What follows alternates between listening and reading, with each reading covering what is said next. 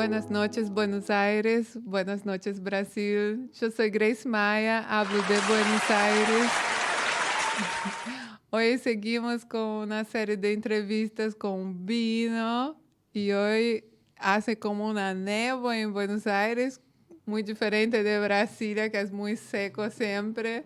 Hoy estaba 100% de humedad. Es difícil de explicar, tiene una cosa blanca así al aire.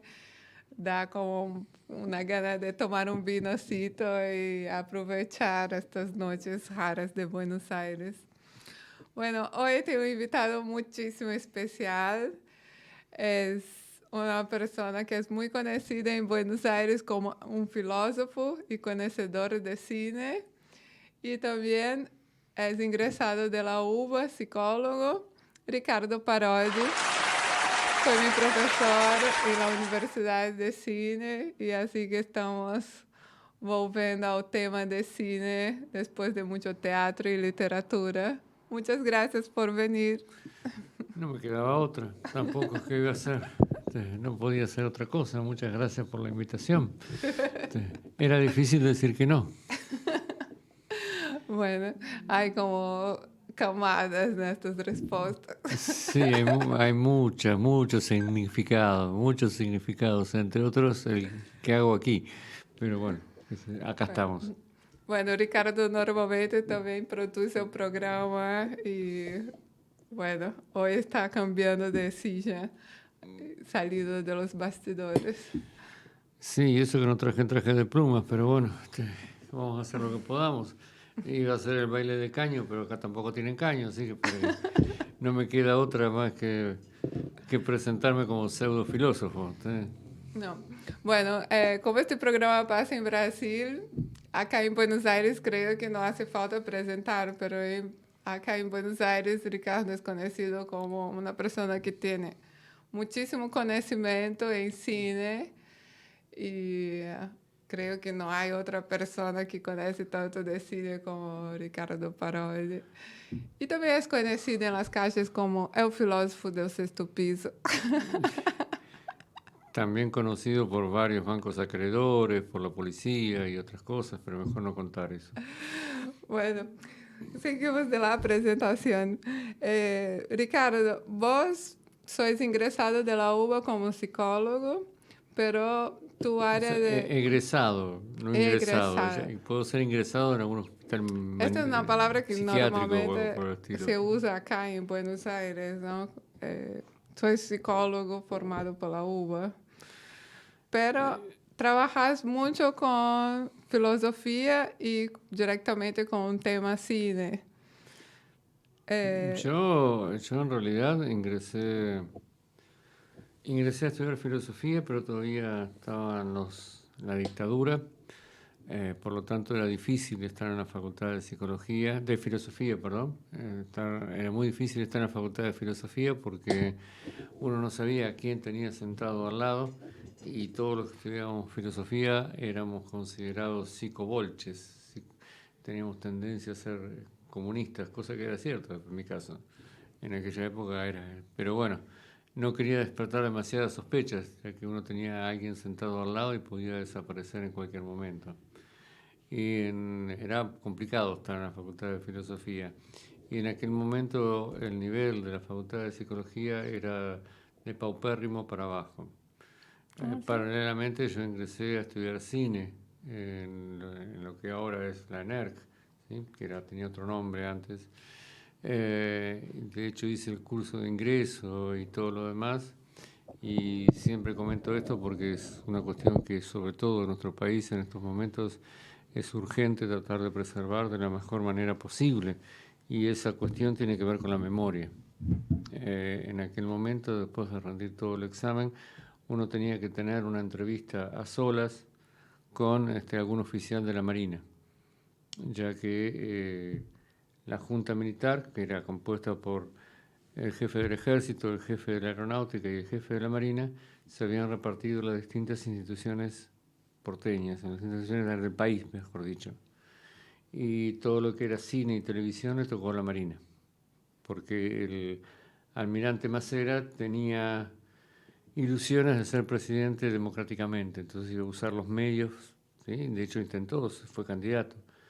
Intentó utilizar los medios, y esto es una cuestión muy importante en la actualidad, intentó utilizar los medios para llegar al poder.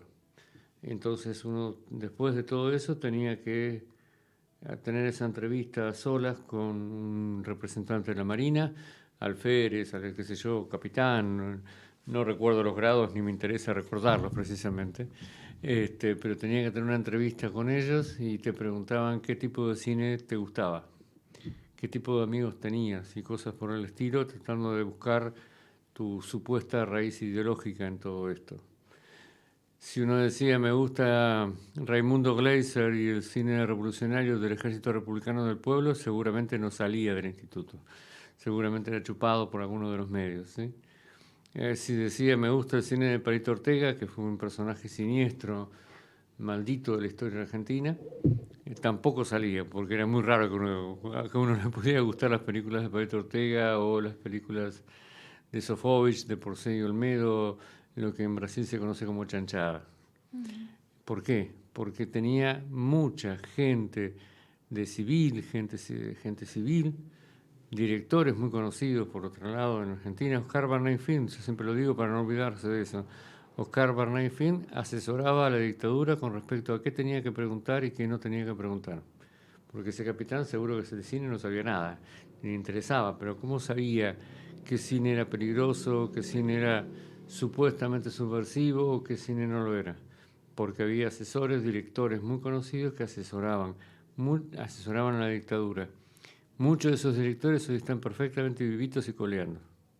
Algunos de esos directores pertenecen a la DAC, la Asociación Argentina de Directores de Cine, y eran asesores de la dictadura. El tema con estudiar en aquel momento es que te ponían horarios obligatorios mañana, tarde y noche, de manera tal que si vos trabajabas, y esa es una cuestión que yo debo reconocer públicamente, soy pobre, siempre fui pobre, no hay vuelta que darle, por más que lo he intentado, por más que he intentado vivir de las mujeres y tener lujos y placeres, nunca lo conseguí. Por más que he sido un dandy en muchas ocasiones, por más que he sido un playboy en Mónaco, nunca conseguí dejar de ser pobre y tenía que trabajar. Tenía que trabajar y teniendo horarios de cruzada mañana, tarde y noche era virtualmente imposible. Por lo tanto, tampoco pude estudiar en la Escuela de Cine del Instituto de Cine. Poco tiempo después se abre en Buenos Aires por primera vez la Facultad de Psicología. Ah, ¿en qué año es esto? Eso fue en el año 84, se abrió la Facultad de Psicología. Antes era dependiente de la Facultad de Filosofía y Letras, pero no era una facultad aparte. Ah, ok. Por primera vez en el año 84 se abre durante el gobierno de Alfonsín, en lo que Alfonsín fue el primer presidente democrático después de la dictadura, y en lo que se conoció como la Primavera de Alfonsín, entre otras muchas actividades, se abre la facultad como independiente. Viene muchísima gente que estaba exiliada, viene a dar clases ahí, muchísima gente a la cual yo conocía y respetaba muchísimo, viene a dar clases gracias al primer gobierno de Alfonsín, al único gobierno de Alfonsín.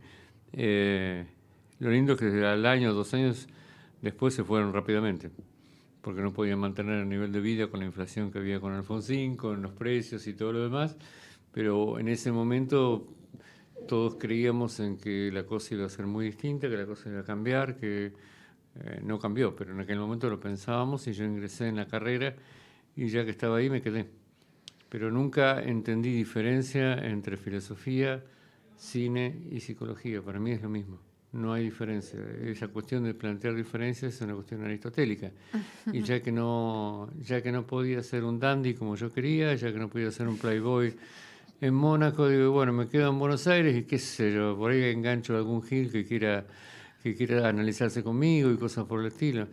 Y Pero hace... es interesante que decís que yo vengo percibiendo que la psicología hace parte de la cultura en Buenos Aires y principalmente dentro de este ámbito artístico del teatro, del cine. Y es mucho más fuerte si yo comparo, o sea, no se puede comparar, pero comparando con Brasil, hay una raíz que cuando intento entender ciertas cosas de Buenos Aires, entiendo que muchas cosas tienen esta influencia de la psicología o no sé, de la ciencia, que tiene una presencia mucho más fuerte que en Brasil, que no sé, que tal vez en Brasil sea la iglesia que ocupe este espacio. No sé Bueno, si es un espacio terapéutico, un espacio de, no sé, de explicar las cosas, pero para muchos aquí, sobre todo en Ciudad de Buenos Aires, que ese es el punto, diferente al interior del país, claro, yo para, conozco, como hace 6 años que estoy en Buenos Aires, conozco como, como consciente colectivo, no sé cuál es el nombre, pero la forma de pensar cuando tentas entender una ciudad, por qué la gente hace esto, cuando llegas de otro país y tentas entender por qué las personas acá resuelven las cosas de una forma y no de otra, o por qué hay tanto teatro, o por qué hay como ciertas manifestaciones políticas de una forma y no de otra. Eh, Siempre tiene algo de la psicología que tiene. bueno, yo hubiera preferido dedicarme toda la vida a hacer dandy y estar en a un buen bar y hacer baile del caño o cuestiones por el estilo. Y es muy Como difícil, es stand-up. muy difícil poder definir o poder explicar la cultura argentina. Sería tan irrisorio, tan loco Claro. como querer explicar el peronismo. Sería absurdo esto.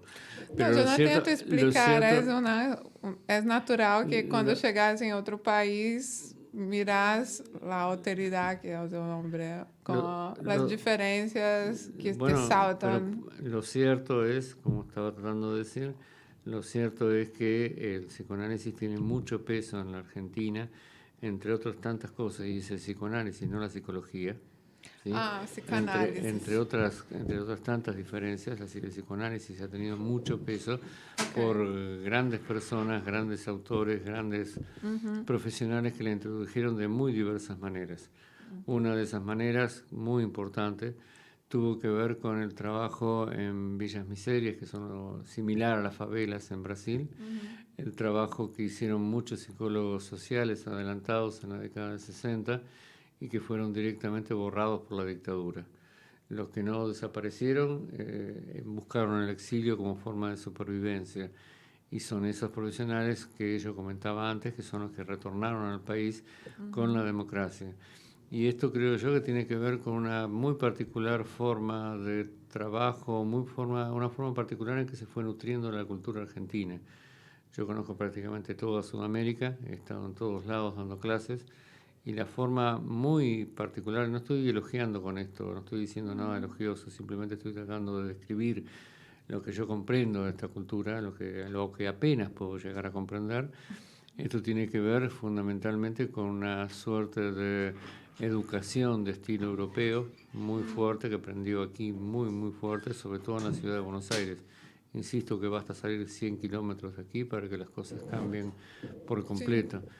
Y esta cuestión de la cultura que tuvo que hacerse de la nada, ¿sí? Tuvo que hacerse de la nada, efectivamente tuvo mucha raigambre en todo el área de la indagación acerca de los procesos psicológicos y sociales del país, porque es como tener un país con mucha gente muy capaz, con un nivel intelectual enorme y ser un país frustrado.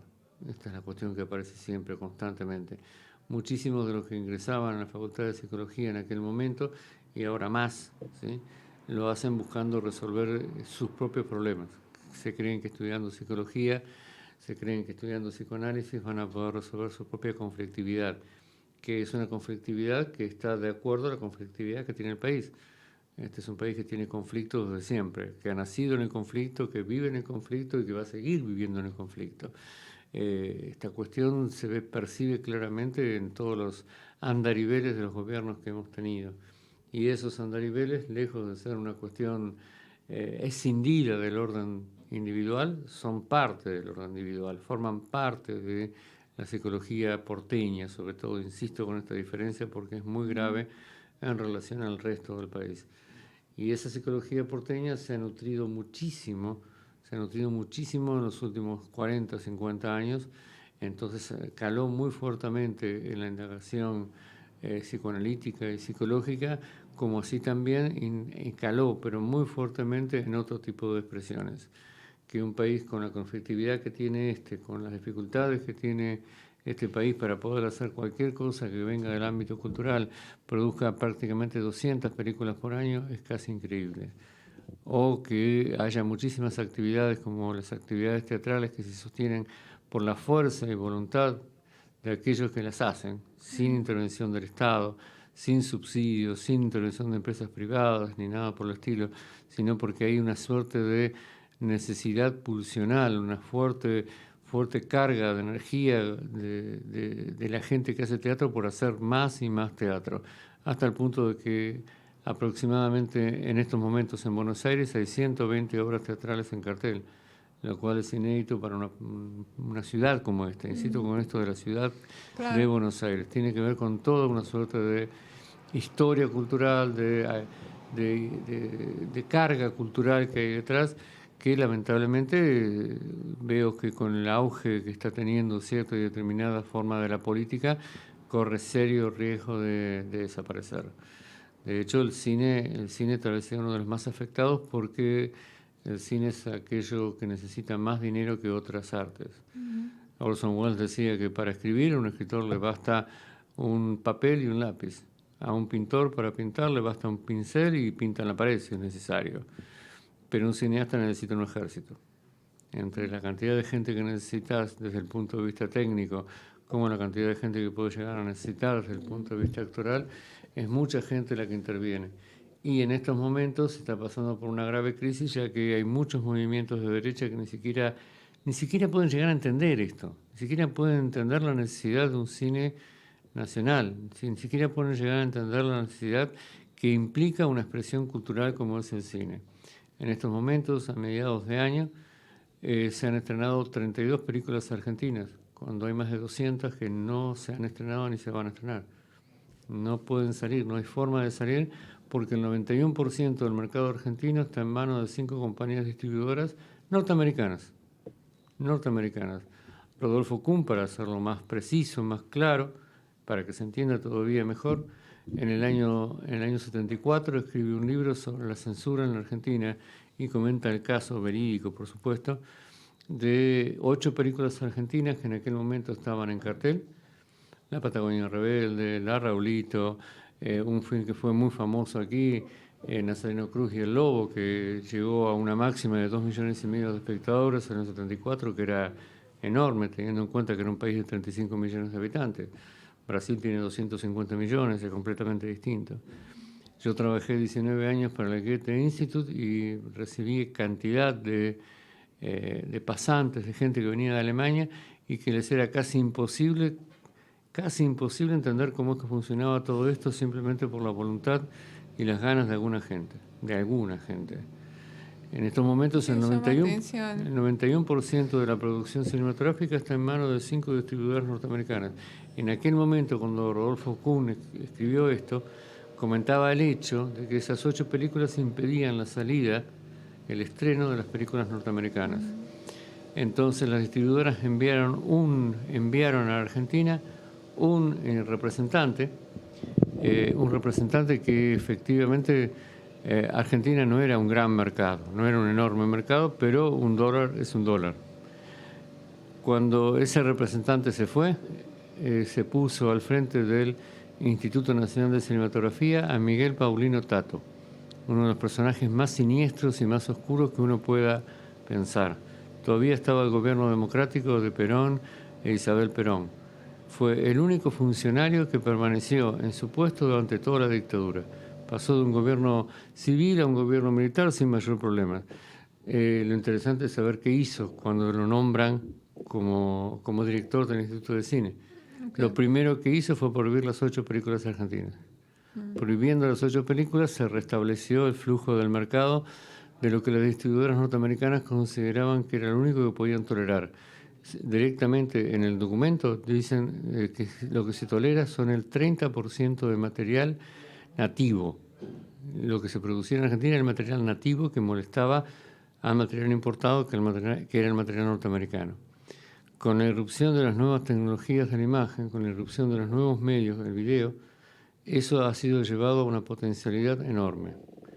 La producción ahora en video, que la gente cree que es maravillosa porque se ve por todos lados, sin embargo, implica un dominio total del mercado, hasta el 91% ha llegado ahora, o sea que han reducido la posibilidad de que haya un cine nativo, insisto, como ellos dicen, de menos de un 9%, tiene que ver con las condiciones tecnológicas. El material que se... Pero hoy, cuando pensamos en el cine, dentro de todas las formas de comunicación que existen, como las medias de Facebook, Twitter, ¿el cine todavía logra tener una influencia o sería solamente como, no sé, una manutención de un poder, pero las películas todavía logran influenciar el pensamiento en masa? La influencia no es en forma de transmisión del pensamiento, ni de hipnotismo, ni nada por el estilo. No se trata de eso. De lo que se trata es de la correlación que hay entre una percepción, una afección y un pensamiento. Lo que digo es que estas nuevas tecnologías de la imagen en su expansión vienen a confirmar un cierto correlato de la historia que hay que contar, la historia cómo debe ser contada y del modo en que debe ser contado. De manera tal que, por ejemplo, el DCP, el sistema digital de proyección en los cines, implica un control absoluto por parte de las distribuidoras norteamericanas, ya que una película no se puede pasar si no se tiene la clave que abre la película, clave que hay que comprar en los Estados Unidos, clave que va a ser solicitada y que no puede ser variada, no puede ser cambiada. Por lo tanto, ellos tienen un dominio total de esto, un dominio total que implica no solamente el cine en sí mismo, sino el entrenamiento de qué es lo que hay que ver y cómo lo hay que ver. Eso se nota muchísimo en las cadenas de streaming, se nota en Netflix, están todos asociados. Lo que antes era el dominio total del cine, ahora es fundamentalmente el dominio total del streaming. Y esto desde el punto de vista fenomenológico, desde el punto de vista concreto, sería una cuestión hasta risible o menor si se tratara solamente del cine. El tema es las consecuencias políticas que esto tiene. El tema es el tipo de mentalidad que esto genera o de no mentalidad que genera. Y esto, insisto, en toda Latinoamérica y en especial, si me preguntas a mí sobre Argentina, tiene consecuencias nefastas, directamente nefastas. Digo, es muy difícil plantear una percepción distinta que lleve a una afección distinta y que de allí se pueda, como última instancia, hacer emerger un pensamiento diferente. Pero vivemos... Permiso, voy a hacer uso de uno de los por elementos favor, que conforman la coisa mais, alegría de este programa. Una forma más filosófica. Este es sí, más o menos por los años, este es el vino que tomaba Platón. Cuando Sí. uno piensa que el cine también fue usado, por ejemplo, para mostrar en muchas películas todo absurdo de la Segunda Guerra, y creo que todas las personas vieron, no sé, la lista de Schindler. No, no digo de documentarios que son de Resnet, no sé, pero la lista de Schindler fue al Oscar, todas las personas vieron esta película. Y cuando vemos que hoy hay una vuelta a este pensamiento, como si, como si nadie supiera el horror de hacer esto, básicamente por ser horrible hacer, independiente de, no sé, como sabemos o que es por medio de estas películas que fueron una producción enorme de películas para no dejar olvidar, no sé, desde las brujas que fueron quemadas a la Segunda Guerra. Volvemos a todo este discurso, que es un discurso moralista, cristiano, una caja a las brujas, No, pero a una hegemonía blanca. Todo esto vuelve como si nunca tuviéramos pasado por esto de alguna forma, como si no tuviéramos tentado resolver Pero, este problema. a ver, si yo me dedico al cine desde hace tantos años y todo lo demás, ya que el cine constituye una de las formas privilegiadas que yo tengo para poder pensar, es porque siempre ha habido expresiones distintas al cine hegemónico. Siempre ha habido autores que efectivamente han intentado romper esas formas de encadenamiento perceptual que son las más comunes, ¿sí? Que es el cine que más se difunde. Y Pero yo este cine es un cine hegemónico que habla sobre esto. lo que digo es lo siguiente, el tema, yo planteaba la relación entre percepción, afección y concepto, para plantear un esquema muy básico y muy elemental como para que se comprenda esto. El tema o lo fundamental, y esto ya aparece con la caída del muro de Berlín y antes también, en la década del 60, es que comienza a configurarse un tipo de cultura, un tipo de pensamiento que tiene que ver con el neobarroco, que tiene que ver con las distintas cualidades de la imagen en sí misma. Y como ejemplo, simplemente como ejemplo, comento siempre un reportaje de Peter Greenaway donde él decía, si todo es representación, no hay verdad alguna. Todo es representación, por lo tanto la lista de Schindler puede ser fácilmente negada. La lista de Schindler o cualquier documental que hable sobre estas cuestiones de la Segunda Guerra Mundial o de cuestiones muy anteriores, del genocidio armenio, desde la Primera Guerra Mundial, todo esto es nada más que una representación, todo esto es nada más que algo que fácilmente puede ser negado.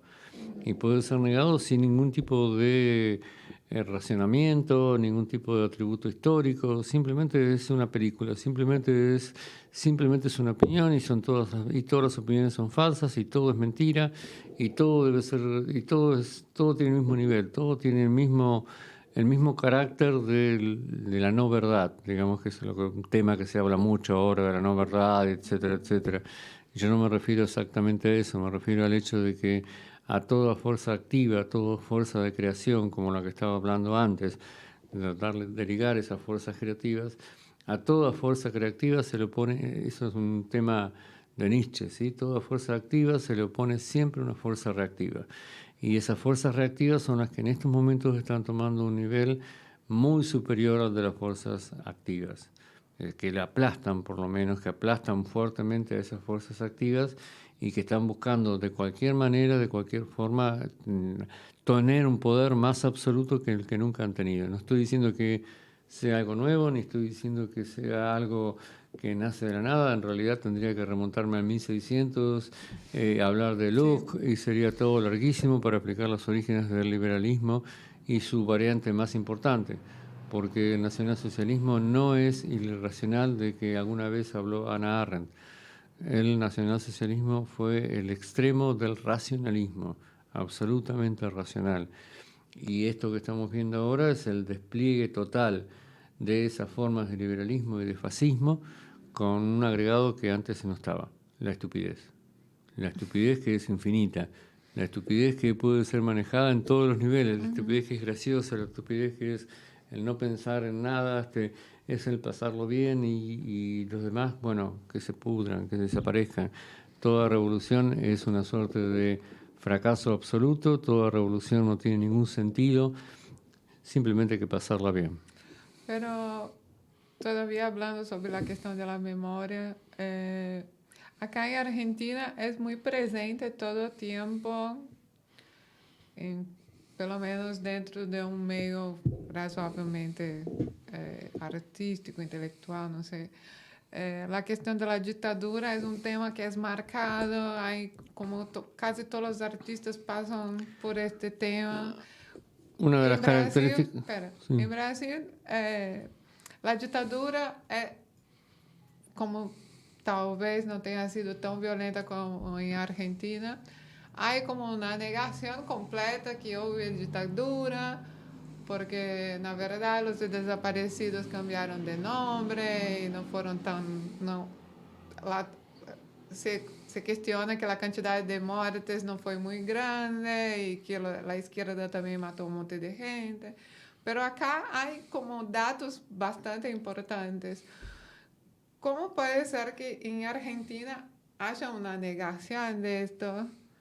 con una fuerza tan importante que tiene esta memoria de las madres de la Plaza de Mayo. Primero, No sé, casi todas las personas tienen algún familiar que pasó por esto o vivieron esto en la época de escuela, de que sus amigos desaparecían, que no es exactamente una realidad tan presente en todos los lugares en Brasil como fue tan fuerte acá.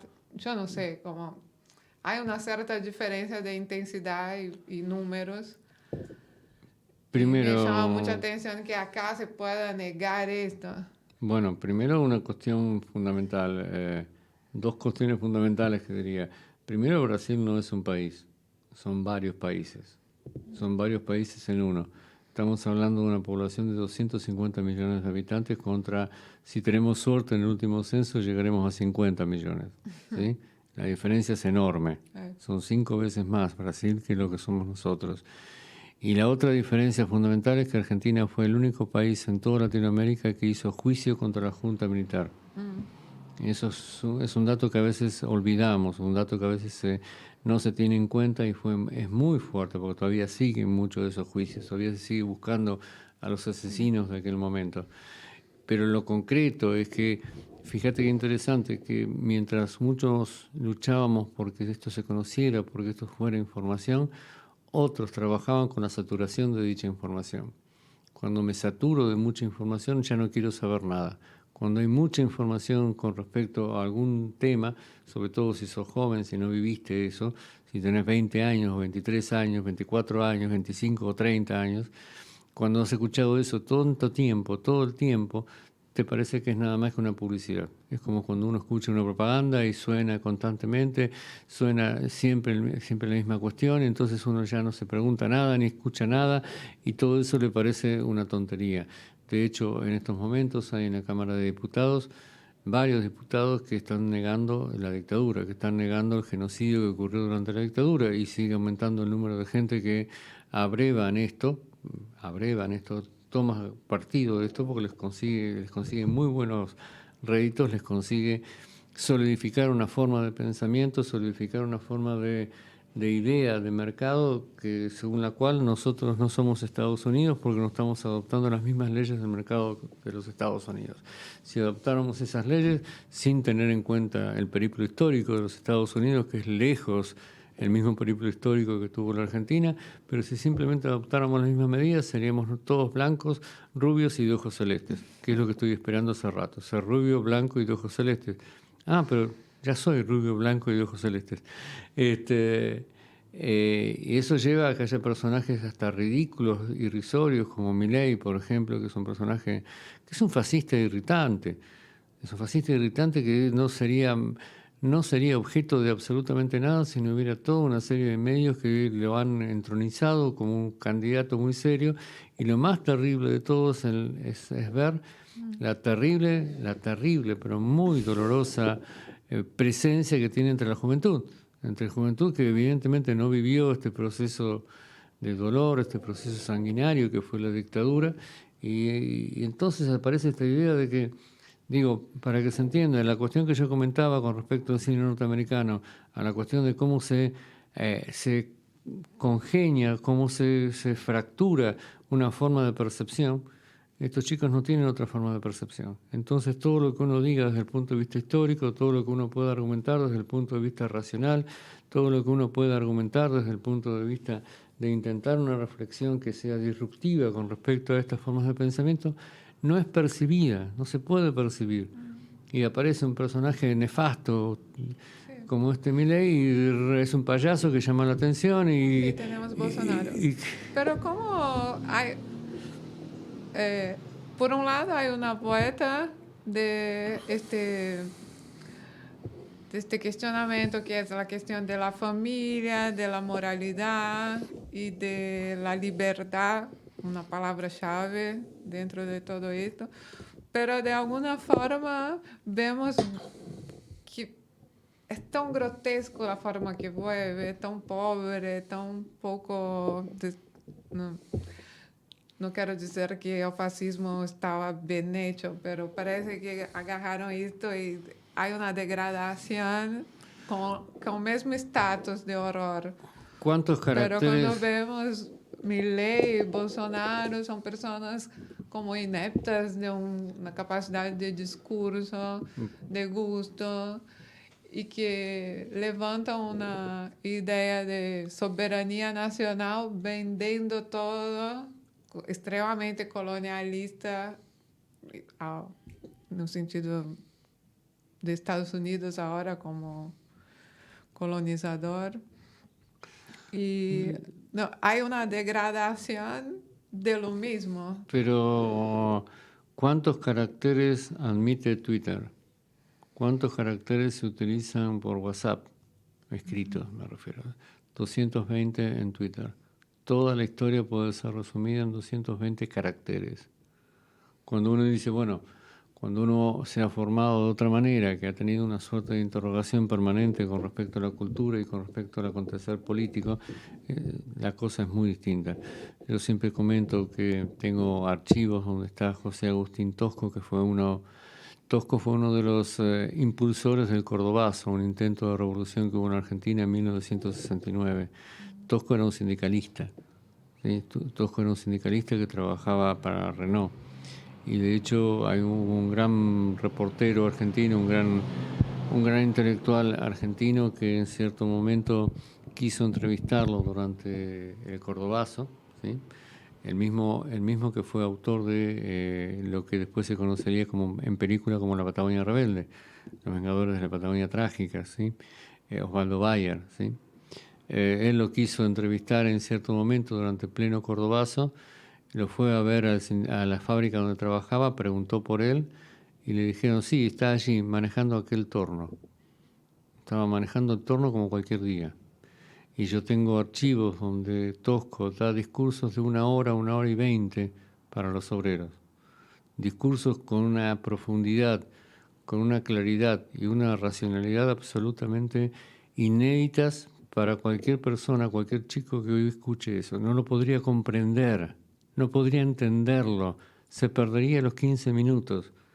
¿Qué chico hoy acostumbrado al WhatsApp o acostumbrado a Twitter podría soportar 1 hora y 20 de discurso de un sindicalista que estaba convocando a una huelga general como fue el Cordobazo? No lo podría entender nadie. Pero sí pueden entender la peluca de Milei, sí pueden entender los gritos de Milei, sí pueden entender esa cosa rápida que grimen la mayoría de los mediocres políticos que tenemos hoy en día, toda vez que la política misma ha devenido espectáculo, toda vez que la política misma ha devenido show. Milei, cuando mucho, sería interesante en un teatro de revista para reírse de él. Y sin embargo los medios lo entronizan como gran político. Y en realidad es muy mediocre lo que está diciendo. Y no hay nada más difícil, y te lo dice alguien que tiene muchos años de experiencia como docente, no hay nada más difícil que responder una pregunta de un idiota que de una pregunta inteligente. No hay nada más difícil que cuando un idiota te lanza alguna cuestión que para vos poder responderla tendrías que hacer media historia del país, o media historia del cine, o media historia de psicología.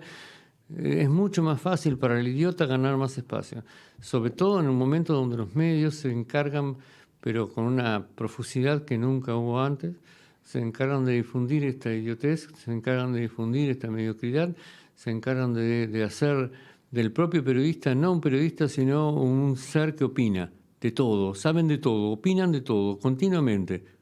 Continuamente. Es muy difícil encontrar una buena radio en Argentina. Por supuesto no esta, ¿sí? Por supuesto queda claro que esta no, ya es otra Vamos cosa. con punto cero, punto ME. Ese es el punto de ganancia que tiene, punto cero de ganancia. Pero efectivamente es muy difícil encontrar un programa de radio en Argentina donde el periodista no dé opinión sobre todo. Da opinión sobre todo. Es muy difícil encontrar un programa que simplemente transmite la noticia. Siempre hay opinando, siempre se busca la opinión hasta la más ridícula de todos, las más estúpidas de todas. Y eso es lo que vende, eso es lo que realmente llega, sobre todo cuando se ha invertido una polaridad muy importante. Yo siempre comento que en cierta ocasión estaba dando clases sobre Kant en la universidad. ¿Sí? Daba clases sobre Kant y trataba de explicar lo mejor que se podía explicar Kant para gente que todavía no había leído. Y una alumna me interrumpe diciendo, profesor, yo no entiendo nada de esto. ¿No me puede dar algunos clips para entender a Kant? Tips. Sí, tips para entender a Kant. yo me quedé anhelado. Le dije, yo no soy la revista Cosmopolitan para dar los tips para entender Kant. Sí. En algún otro momento vas a tener que leerlo, lo cual es terrible. Y si no lo entendés, porque esto es lo que ocurre siempre, muchos dicen, no lo entiendo, la culpa es que de ese Kant que no sabía escribir nada.